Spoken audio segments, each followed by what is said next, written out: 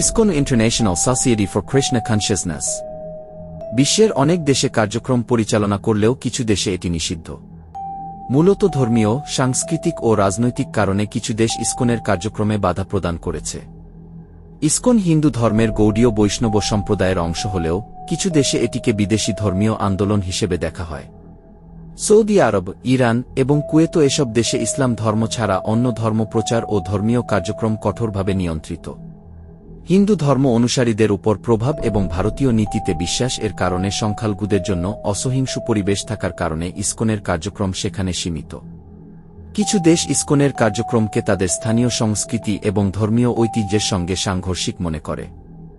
Russia 2011 সালে Tomsk শহরের একটি আদালতে ভগবদ্গীতাকে কুচরমপন্থী বই হিসেবে ঘোষণা করার প্রচেষ্টা করা হয়েছিল। যদিও আদালত এটি নিষিদ্ধ করেনি, তবুও ইসকনের কার্যক্রম রাশিয়ায় কিছুটা সীমাবদ্ধ। চীনে ধর্মীয় সংগঠনগুলো সরকারি নিয়ন্ত্রণের অধীন। বিদেশি ধর্মীয় গোষ্ঠীগুলোর কার্যক্রম সন্দেহের চোখে দেখা হয় এবং ইসকনের কার্যক্রম সেখানে সীমিত। কিছু দেশে ইসকনকে একটি বিদেশি প্রভাব হিসেবে দেখা হয়, যা স্থানীয় সরকার বা ক্ষমতাসীন দলগুলোর সঙ্গে বিরোধ সৃষ্টি করে। তাজিকিস্তান ও তুর্কমেনিস্তান এই দেশগুলোতে ইসকনের কার্যক্রম নিষিদ্ধ, কারণ এগুলো সেকুলার নীতির উপর জোর দেয় এবং ধর্মীয় কার্যক্রম নিয়ন্ত্রিত। মালয়েশিয়া মুসলিম সংখ্যাগরিষ্ঠ দেশ হিসেবে মালয়েশিয়া হিন্দু ধর্মীয় কার্যক্রমের উপর নিয়ম আরোপ করেছে, যা ইসকনের কার্যক্রম সীমিত করে।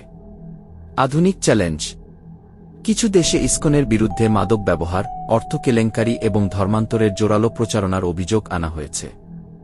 এই অভিযোগগুলোও নিষেধাজ্ঞার কারণ হিসেবে দেখা হয়। তবে ইসকন অনেক দেশেই বৈশ্বিক ধর্মীয় আন্দোলন হিসেবে কাজ করে এবং কিছু ক্ষেত্রে স্থানীয় আইনের সঙ্গে সমন্বয় করে তাদের কার্যক্রম চালিয়ে যাচ্ছে। যেখানে ভারতীয় নীতি ও প্রভাব থেকে মুক্ত, ঠিক সেখানেই তারা উন্মুক্ত।